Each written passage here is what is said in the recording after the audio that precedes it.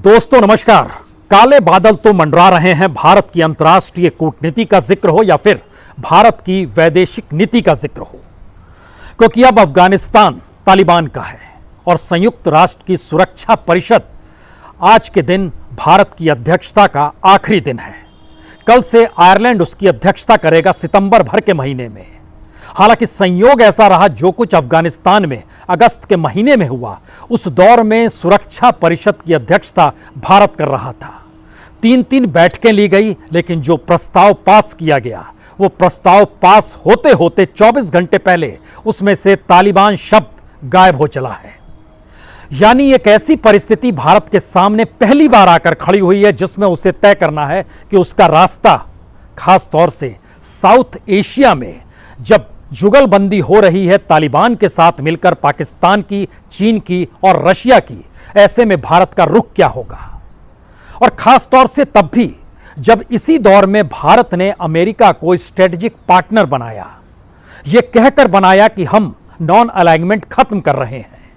और ध्यान दीजिए, सार्क भी शायद अमेरिका के साथ चलने के वक्त ही खत्म हुआ। उसकी बैठकें उसी वक्त थमी जब भारत ने अमेरिका को स्ट्रेटेजिक पार्टनर बनाया।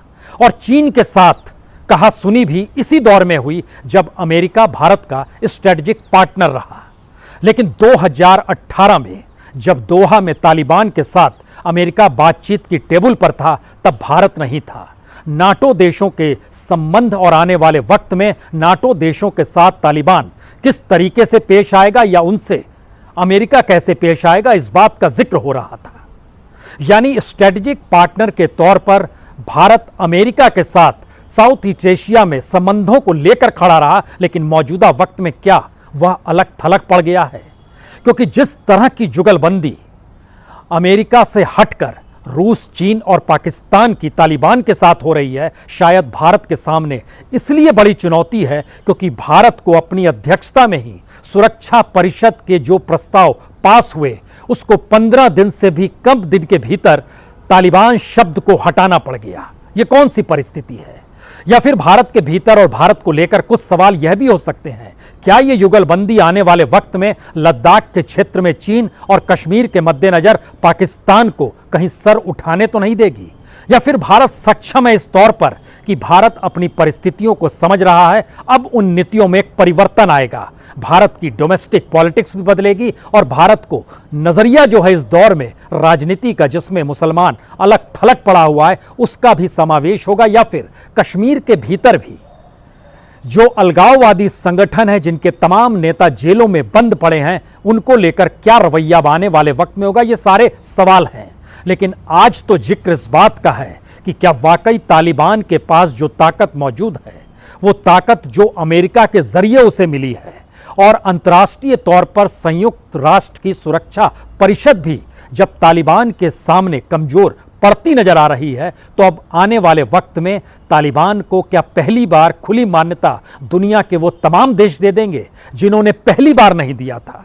यहां यह बहुत साफ तौर पर समझने की जरूरत है। जिस समय रूसी फौज अफगानिस्तान छोड़ रही थी, उस समय तालिबान का उदय हो रहा था। लेकिन जब अमेरिकी फौज ने अफगानिस्तान छोड़ा है, तब तालिबान सत्ताधारी पार्टी और सत्ताधारी संगठन के तौर पर उभरा है, जिसकी पहुंच और पकड़ अंतर्राष्ट्रीय तौर पर कई देशों के साथ लगातार बैठकों में नजर आई है। वो बैठक चीन के साथ भी कर चुका है, वो रशिया के साथ भी कर चुका है।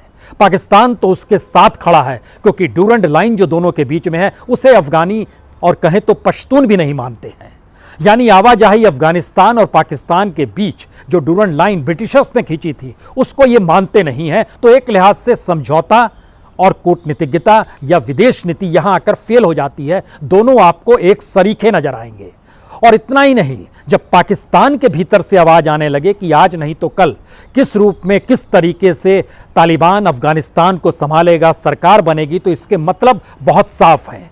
आने वाले वक्त में आईएसआई और सेना जो पाकिस्तान की है, उसका रुख एक साथ एक तरीके से नजर आएगा, जो भारत के लिए और बड़ी चुनौती के तौर पर है, खास तौर से कश्मीर के मद्देनजर। लेकिन हमें लगता है जिक्र चूंकि आज अंतर्राष्ट्रीय तौर पर है, सुरक्षा परिषद का है और अंतर्राष्ट्रीय कूटनीति में कहां पर दुनिया खड़ी हुई है और भारत के सामने चैलेंजेस क्या हैं, यह समझने के लिए एक बात तो यह समझ लीजिए, तकरीबन 80,000 करोड़ से लेकर 1 लाख करोड़ तक के जो भी हथियार, हेलीकॉप्टर, गाड़ियां, बख्तरबंद गाड़ियां, उनकी पूरी एक फहरिस्त है जो अफगानिस्तान के पास थी, अमेरिकी सैनिकों ने मुहैया कराई थी, अमेरिकी सरकार ने मुहैया कराई थी, आज वो तालिबान के पास है। वो फहरिस्त बहुत बड़ी है। इसको इस लिहाज से समझे कि जानकारी सिर्फ इतनी आती है कि दरअसल जो एयरपोर्ट पर 73 एयरक्राफ्ट, 70 बख्तरबंद गाड़ियां और 27 हम्पी वाहन हैं, उसको अमेरिका ने निष्क्रिय कर दिया है और अब वो किसी उपयोग के नहीं है। लेकिन अंदरूनी सच यह है कि जो अफगानिस्तान के पास जितनी बड़ी तादाद में हथियार थे, वो सारे हथियार तालिबान के पास अब आ चुके हैं। अगर उस संख्या को महसूस करना शुरू कीजिएगा तो जब उस पर कब्जा तालिबान का हो चला है तो 167 विमान और हेलीकॉप्टर वह पूरे तरीके से तालिबान के कब्जे में आ चुके हैं। जो सैटेलाइट तस्वीरें हैं वो बताती हैं तकरीबन 86 तालिबान अड्डों में लाए जा चुके हैं विमान और हेलीकॉप्टर। जो 33 ब्लैक हंटर हेलीकॉप्टर हैं, इसका दुनिया के बाजार में एक की कीमत है तकरीबन 43 करोड़ रुपए और 33 का मतलब है कि 1422 करोड़ के ब्लैक हंटर हेलीकॉप्टर तालिबान के पास हैं। 32 M117 हेलीकॉप्टर, यानी इसकी कीमत तकरीबन दुनिया के बाजार में 12.5 करोड़ की है। ऐसे 32 M117 हेलीकॉप्टर जो कुल मिला के तकरीबन 400 करोड़ के बनते हैं, वह भी तालिबान के पास है। जो C-130 हरक्यूलस हेलीकॉप्टर है, इसकी कीमत 219 करोड़ की है। इसके 3 हेलीकॉप्टर यानी तकरीबन 650 करोड़ रुपए की कीमत के ये हेलीकॉप्टर भी तालिबान के पास हैं। इसके बाद एक लंबी फहरिस्त है, मसलन मोबाइल स्ट्राइक फोर्स व्हीकल, 31 ऐसे व्हीकल हैं जिनकी एक की कीमत तकरीबन 10 करोड़ की बैठती है, यानी लगभग 340 करोड़ के ऐसे व्हीकल तालिबान के पास हैं। हमवीज युद्धक वाहन जो कि लगभग $2.5 लाख के आते हैं, उसके लगभग 3000 के तकरीबन हमवीज युद्धक वाहन भी तालिबान के पास हैं। 3558 जो कार्बाइन होती है, जो हम लोग लगातार देख पा रहे हैं एयरपोर्ट के पास या फिर रिहायशी इलाकों में, जो कार्बाइन तालिबान चलाते हुए और उनके लड़ाके चलाते हुए नजर आते हैं, वो सारे के सारे एक लिहाज से उनकी संख्या बहुत बड़ी है। 3598 अगर M4 कार्बाइन है तो लगभग 64,000 मशीन गन है और 25,000 के तकरीबन ग्रेनेड लॉन्चर है। इतनी बड़ी तादाद में अमेरिकी फौज वहां पर जो अफगानिस्तान को देकर आई, अफगानिस्तानी सेना को, वह ट्रांसफर हो चला है तालिबान के पास। और जो आधुनिक राइफल है, इनकी तादाद भी तकरीबन 3.5 लाख है। तो आप जो कल्पना कर रहे होंगे कि काबुल की सड़कों पर किस तरीके से गोलियां चलती हैं, रॉकेट लॉन्चर दागे जाते हैं, ये सारी चीजें शिफ्ट हुई है। यानी इन्होंने खरीदा नहीं है, ये कब्जा किया गया है।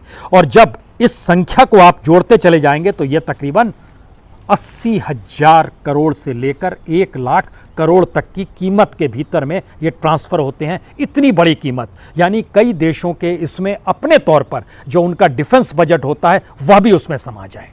यह स्थिति तालिबान के पास उस हथियारों की है और उस हथियारों के मद्देनज़र यहाँ 2-3 चीज़ और समझने की ज़रूरत है। ये जब खबर आई कि अलकायदा के नेता ओसामा बिन लादेन के जो पूर्व सुरक्षा सचिव थे अमीनुल हक, वो लौट कर आ गए हैं, तो सवाल क्या है कि अलकायदा वहां पर जीवित है। दूसरा सवाल था कि इराक के भीतर में जब अमेरिकी सेना ने हमला किया तो यह कहकर किया कि इस्लामिक स्टेट पर यह हमला है, लेकिन इस्लामिक स्टेट ने अपने तौर पर तालिबान में अपनी मौजूदगी अपने हमलों के जरिए जताई। तो क्या यह माना जाए कि उनकी भी मौजूदगी तालिबान के भीतर है? और इन सब के बीच रूसी फौज जो है उसने तालिबान को लगातार मदद भी की और अमेरिकी फौज ने भी अपने तौर पर मदद की। सवाल सिर्फ इतना भर नहीं है, सवाल सबसे बड़ा यह है कि जब अमेरिकी फौज वहां से जा चुकी है तो एक सवाल पूछा गया कि अमेरिका ने वहां रहकर क्या किया। उसका जवाब यह था कि दरअसल लादेन को ढूंढा और मार दिया, जो 9/11 का दोषी था। कहा गया अलकायदा को नष्ट कर दिया गया, कहा गया कई बड़े आतंकवादियों को पकड़ा और इसी फहरिस्त में IS का नाम भी लिया गया। और इतना ही नहीं, यह भी कहा गया कि दरअसल इराक में IS को नष्ट करने के साथ कर्नल गद्दाफी और सद्दाम हुसैन की तानाशाही को भी खत्म किया गया। और इसके बाद कहा गया जो बुनियादी ढांचा होता है अफगानिस्तान में वह अमेरिका ने खड़ा कर दिया। महिलाओं के लिए स्कूल खोल दिए, पढ़ा लिखा मध्यम वर्ग उभर कर आ गया। लेकिन ये सारी चीज़ें मौजूदा वक्त में आपको दोबारा 20 साल पुरानी परिस्थितियों में अगर ले जाती है तो क्या ये माना जाए इस दौर में अमेरिका जिस भी देश में गया और भारत ने जिस तरीके से अमेरिका के साथ स्ट्रेटेजिकली मित्रता निभाते हुए वहां पर लगभग 3 अरब डॉलर भी इस रूप में फूका कि वहां डैम भी बनाए, स्कूल भी बनाए, हाईवे भी बनाए और पार्लियामेंट भी बना दी। इमारतों से डेमोक्रेसी नहीं आती है, पार्लियामेंट बनाने से डेमोक्रेसी नहीं आएगी, और डॉलर से भी डेमोक्रेसी नहीं आती है, और डॉलर से टेररिज्म खत्म भी नहीं होता है। यह सारी तस्वीर तालिबान को लेकर बहुत साफ है। लेकिन जब आपको डॉक्यूमेंट के आश्रय हमको लगता है समझने की जरूरत है कि हमने इस बात का जिक्र क्यों किया। जब जुगलबंदी हो रही है चीन की, पाकिस्तान की और रशिया की, तो इसका असर भारत की अध्यक्षता में सुरक्षा परिषद के भीतर क्यों हो गया ऐसा, जहां पर उसको तालिबान शब्द भी हटाना पड़ गया। 3 बैठकें हुई हैं 15 अगस्त के बाद से, जब काबुल को कब्जे में लिया है तालिबान ने और भारत अध्यक्षता कर रहा है। भारत के जो स्थायी प्रतिनिधि हैं वहां पर TS तिरुमूर्ति, उन्हीं के हस्ताक्षर से बयान जारी होता है। हम आपको बयान सुनाते हैं, इससे समझ पाइएगा कि भारत क्या धीरे धीरे समझ चुका है। एक ऐसी परिस्थिति बन रही है जहां पर शायद 1990 वाला ये दौर नहीं है जहां पर तालिबान से 2-2 हाथ कर लिए जाएं, क्योंकि उस वक्त भारत की अपनी मजबूती, उसकी अपनी कूटनीतिज्ञता, उसकी अपनी विदेशी संबंध और उसकी अंतर्राष्ट्रीय कूटनीति में रशिया के साथ संबंध, अमेरिका के साथ संबंध, चीन के साथ संबंध और नॉन अलाइनमेंट देशों के साथ भी खड़े होने की सोच, यह भी उस समय जीवित थी। लेकिन आज की तारीख में कुछ भी नहीं है। हमने हर चीज को नष्ट किया, हर चीज को खत्म किया है और अमेरिका से स्ट्रेटेजिक पार्टनर बने, और अमेरिका ने ही अपने तौर पर नाटो देशों को लेकर तालिबान से समझौता किया। भारत ने इस बात की दिशा में सोचा तक नहीं, क्योंकि सुरक्षा परिषद में 16 अगस्त को जो प्रस्ताव रखा गया, उस प्रस्ताव के शब्द देखिए। सुरक्षा परिषद के सदस्यों ने अफगानिस्तान में आतंकवाद से लड़ने के महत्व की पुष्टि की है और यह भी माना है कि यह सुनिश्चित किया जाना चाहिए कि अफगानिस्तान के किसी भी क्षेत्र को किसी भी देश को धमकाने या उस पर हमले के लिए इस्तेमाल नहीं किया जाना चाहिए, और यहां तक कि तालिबान या किसी भी अफगान समूह या किसी भी व्यक्ति को किसी अन्य देश में सक्रिय आतंकी का समर्थन नहीं करना चाहिए। यानी शब्द देखिए, यहां तक कि तालिबान या किसी भी अफगान समूह या किसी भी व्यक्ति को किसी अन्य देश में सक्रिय आतंकी समर्थन नहीं करना चाहिए। लेकिन 26 अगस्त को एयरपोर्ट पर हमला होता है, IS की मौजूदगी वहां पर पता चलती है और 27 अगस्त को उसी ड्राफ्ट किए हुए बयान को बदल दिया जाता है।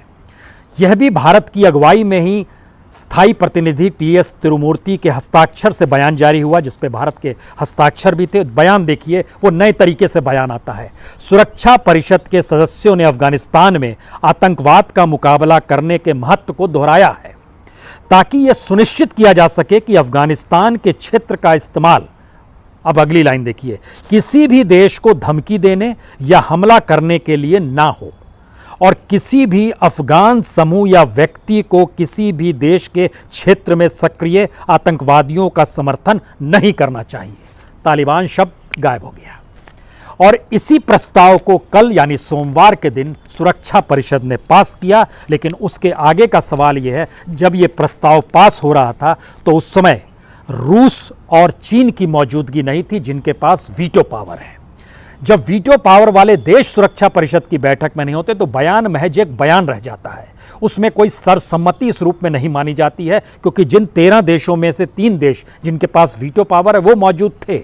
लेकिन इस 5 देशों के वीटो पावर का मतलब बहुत साफ है, एक भी देश अगर नहीं है तो फिर वह उस वीटो स्थिति में नहीं आ पाएगा। तो चीन और रशिया दोनों नहीं थे और पाकिस्तान को इन तीनों बैठकों में भारत ने निमंत्रण नहीं दिया, जिसका विरोध पाकिस्तान अपने तौर पर कर रहा है, करना भी चाहिए उसको। लेकिन भारत की भी अपनी पॉलिसी है कि वह पाकिस्तान को मानता है कि वहां पर टेररिज्म की जमीन दी जाती है, टेररिस्टों को स्पेस दिया हुआ है। और इसका जिक्र लश्कर तोयबा हो या फिर मौलाना मसूद अजहर का जिक्र बार बार आता है, उनको लेकर हो, ये तमाम जैश का जिक्र हो, ये तमाम चीजें आती है और पाकिस्तान तालिबान जो ऑर्गेनाइजेशन है उसका जिक्र भी आता है। सवाल सबसे बड़ा यही है, तो फिर भारत के ऊपर कौन सा दबाव जिसमें उसने तालिबान शब्द को हटा दिया, ये एक सवाल है। क्या ये आने वाले वक्त में उस दिशा में चीज़ें जा रही हैं जहां पर चीज़ें बदलेंगी? क्योंकि जो प्रस्ताव अगर बदलता चला गया तो ऐसे में हमको लगता है कि एक लाइन इस नए प्रस्ताव में कुछ जोड़ी भी गई कि अफगानिस्तान की संप्रभुता, स्वतंत्रता और क्षेत्रीय अखंडता और राष्ट्रीय एकता के प्रति प्रतिबद्धता दोहराते हुए प्रस्ताव में काबुल एयरपोर्ट पर आईएस के हमले की कड़ी भर्त्सना की जाती है। इस हमले में 300 लोग मारे गए, 28 सैनिक भी मारे गए। जिन 13 अमेरिकी सैनिकों का जिक्र है उसको लेकर अमेरिका बार बार कह रहा है हम बदला लेंगे, लेकिन सवाल कहने का नहीं है, सवाल उस समझौते की टेबल पर ऐसा क्या हुआ, किस परिस्थिति में हुआ, यह भी समझने की बात है। और भारत के सामने सबसे बड़ी चुनौती अब यही हो चली है कि अगर तालिबान शब्द हटाना पड़ता है तो दूसरी तरफ इस बात का भी जिक्र करना पड़ा कि दरअसल तालिबान हिंसा नहीं कर रहा है, आईएस कर रहा है। और उससे प्रस्ताव के उससे पहली वाली लाइन में है कि वह किसी को पनाह नहीं देगा, और अगर किसी को पनाह दिए हुए है तो फिर उसे मान्य नहीं किया जाएगा। लेकिन प्रस्ताव में अगला शब्द जब इस बात का जिक्र करता है कि अफगानिस्तान की संप्रभुता, स्वतंत्रता, क्षेत्रीय अखंडता और राष्ट्रीय एकता के प्रति प्रतिबद्ध है संयुक्त राष्ट्र की सुरक्षा परिषद, तो फिर ये कई सवाल एकाएक और खड़े होते हैं कि आने वाले वक्त में भारत किस स्थिति में तालिबान को मान्यता देगा या दुनिया भर के लोकतांत्रिक देश जिस रास्ते पर चलेंगे उसी रास्ते पर चलेगा। दुनिया का सबसे पुराना लोकतांत्रिक देश अमेरिका है। अमेरिका ने ही तालिबान के साथ 2018 में समझौता किया, और जो जानकारी निकल कर आती है उसके मुताबिक जो डॉक्यूमेंट्स बहुत साफ तौर पर बताते हैं कि जिस लिहाज से बैठकें हो रही थी उसमें जुलाई 28 को चीन के विदेश मंत्री तालिबान से मिलते हैं और तालिबान चीन के इलाके में जाता है, वहाँ मुलाकात होती है। 11 अगस्त को दोहा जो कतर में आता है वहाँ पर रशिया, चाइना और पाकिस्तान के तमाम मंत्रीगण और अधिकारियों की मुलाकात होती है तालिबान के साथ। भारत उस टेबल पर इन्वाइट नहीं किया गया है। तो क्या इस पूरे इलाके को लेकर जो ताना बाना अब पाकिस्तान, रशिया और चाइना बुन रहे हैं, और भारत ने जो 20 साल के दौर में खास तौर से 2011-12 के बाद से जब अमेरिका के साथ वो खड़ा हो गया और उसके बाद स्ट्रेटेजिक पार्टनर के तौर पर नॉन अलाइनमेंट को जब उसने ख़त्म किया और उसमें हटकर एक अपना दृष्टिकोण बहुत साफ अपनाया कि अमेरिका अगर साथ खड़ा रहेगा तो हम चाइना को आंख भी दिखाएंगे, पाकिस्तान से भी 2-2 हाथ करेंगे, और एक पाइपलाइन जो बिछाई जाएगी ईरान से लेकर, तो ऐसे में ईरान की भी जो संभावना और आशंका के बीच भारत खड़ा है उसे भी ईरान लगातार साफ कर रहा है। उसका बहुत साफ कहना है अमेरिका ने उस पर न्यूक्लियर के एस्पेक्ट के मद्देनज़र उस पर जो प्रतिबंध लगा रखे हैं उससे उसकी इकोनॉमी डामाडोल है और वह अफगानिस्तान को नहीं छोड़ सकता है। यानी इस पूरी इलाके में जो अंतर्राष्ट्रीय कूटनीति और विदेश नीति और व्यापार नीति और अर्थव्यवस्था के मद्देनज़र जो एक संतुलन बनाने की कोशिश भारत लगातार अमेरिका के साथ खड़े होकर कर रहा था, सोच रहा था, उसने एक सवाल अपने तौर पर जरूर नया पैदा कर दिया। अब भारत के सामने क्या क्या चुनौती है? क्या वो मान्यता देने से चीज़ें निकल कर आ जाएंगी? क्योंकि अगर तालिबान से हटकर हम कुछ वक्त पहले भी चले जाएं तो पाकिस्तान ने खुले तौर पर भारत के भीतर में आतंकवाद को अपने ज़मीन पर आश्रय देते हुए हमले किए हैं, इससे इनकार नहीं किया जा सकता है। 1999 में जब अपहरण भारत के विमान का किया गया तो कंधार ले जाया गया, तो वहाँ कंधार में भी तालिबान की मौजूदगी थी और वहाँ पर ISI जो खुफिया एजेंसी है ISI उसके अधिकारियों की मौजूदगी थी। और फिर लद्दाख में जो कुछ हुआ, चाइना जिस तरीके से अपनी विस्तारवादी नीति को अपनाता है, भारत ने इसका खुला विरोध किया है, प्रधानमंत्री मोदी ने खुला विरोध किया है, लेकिन हर विरोध और स्ट्रेटजी के पीछे अपने स्ट्रेटेजिक पार्टनर को साथ खड़ा देखने की एक सोच थी जो अमेरिका था। लेकिन मौजूदा वक्त में स्थिति में अमेरिका कहां फिट बैठता है यह भी सोचना होगा। अगला सवाल किसी भी जहन में आएगा कि जब ट्रंप के साथ इतनी निकटता थी तो उसके बाद जब बाइडेन आए तो उनसे इतनी निकटता क्यों नहीं हो पाई? यह एक सबसे महत्वपूर्ण बात है। भारत ने वह निकटता बाइडेन को लेकर क्यों नहीं दी? उसके जवाब कई हिस्सों में निकल कर आते हैं, खास तौर से कश्मीर नीति को लेकर निकल के आते हैं कि कश्मीर के मद्देनज़र क्या जो अमेरिकी सरकार और अमेरिकी गवर्नमेंट और बाइडेन की अपनी फिलॉसफी थी और जो वहाँ की उपराष्ट्रपति हैरिस है उनका जो पूरा पर्चा था कश्मीर के मद्देनज़र वो भारत सरकार के अनुकूल नहीं था, प्रतिकूल था। इसलिए भारत लगातार संपर्क नहीं बना रहा था। दूसरी स्थिति थी जो ह्यूमन राइट वायलेशन और ह्यूमन राइट के एस्पेक्ट्स थे, जिसको लेकर अंतर्राष्ट्रीय मंच पर भारत को लेकर कुछ सवाल उठ रहे थे, क्या उसने भी एक रुकावट डाली हुई थी? और तीसरा सबसे बड़ा महत्वपूर्ण सवाल है कि इस देश के भीतर में जब मेन स्ट्रीम की पॉलिटिक्स में, मेन स्ट्रीम की इकोनॉमिक्स में, मेन स्ट्रीम के सोशल एस्पेक्ट में जब भारत के भीतर का मुसलमान ही अपने आप को अलूफ महसूस करने लगा और गवर्नमेंट ने नेशनल इंटरेस्ट में इस बात का जिक्र किया कि क्यों उसे ऐसी पॉलिसी चाहिए, चाहे वो एनआरसी का जिक्र कीजिए या सीएए का जिक्र कीजिए, यानी भारत का नेशनल इंटरेस्ट ही, यानी गवर्नमेंट का नेशनल इंटरेस्ट अगर भारत के भीतर एंटी मुस्लिम एस्पेक्ट में जा रहा था तो दुनिया में ये मैसेज के तौर पर किस रूप में देखा जाए। यहाँ एक चीज़ और समझनी होगी कि अमेरिका जहाँ जहाँ जिस जिस रूप में गया, क्योंकि ध्यान दीजिए यूनाइटेड नेशन बनने के बाद अमेरिका ने कोरिया, वियतनाम, खाड़ी युद्ध, इराक, अफगानिस्तान, छोटे देशों में आइएगा तो सोमालिया, यमन, लीबिया, इसमें ध्यान दीजिए सिर्फ खाड़ी युद्ध में ही अमेरिका को सफलता मिली, वह उसके अलावे कहीं सफलता नहीं मिल पाई। और उसकी सबसे बड़ी वजह यह है कि चाहे लीबिया हो, सीरिया हो, इराक हो और या अफगानिस्तान ही क्यों ना हो, यह अपने आप में गृह युद्ध से जूझते हुए देश हैं और उस गृह युद्ध के भीतर की जो सामाजिक और सांस्कृतिक परिस्थितियां होती है उसको अमेरिकी सैनिक या नाटो सैनिक नहीं समझ पाते हैं। उनको पता होता है यहां दुश्मन है, वो बम गिराएंगे, लेकिन जब आप गृह युद्ध की परिस्थितियों में ऐसे देश जूझ रहे थे तो उसमें समाधान का रास्ता नहीं निकलता है और इसको अमेरिका ने बाखूबी शायद समझ लिया।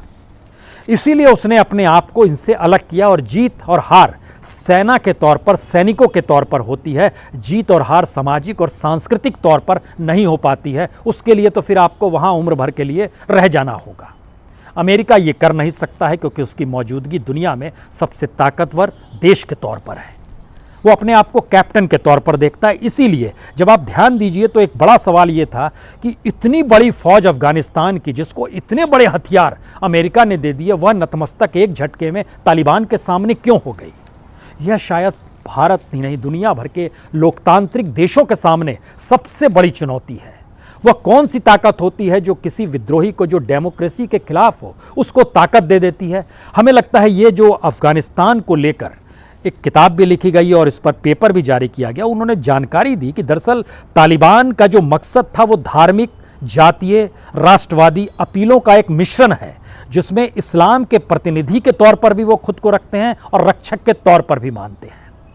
और अफगानिस्तान के भीतर में लोकतंत्र और मानवाधिकारों का जिक्र होता है, जो अंतर्राष्ट्रीय तौर पर यूनाइटेड नेशन भी करता है, अमेरिका भी करता है, भारत भी करता है।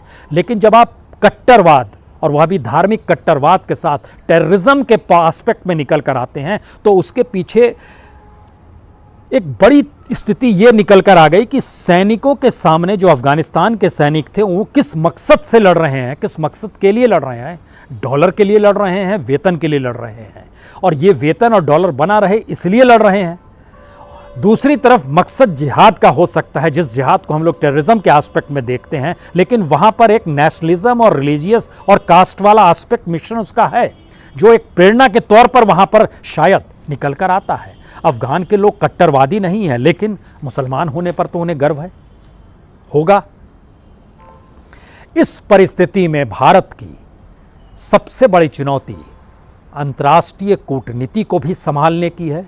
विदेश नीति के जरिए इस साउथ ईस्ट एशिया में अपनी मौजूदगी को ताकतवर बनाने की भी जरूरत है और देश के भीतर एकजुटता के साथ भारत की अपनी ताकत का एहसास दुनिया को कराने की जरूरत है, जिस ताकत का एहसास हम लोग स्ट्रेटेजिक पार्टनर खोज कर साथ खड़े होकर इस दौर में गंवाते चले गए हैं।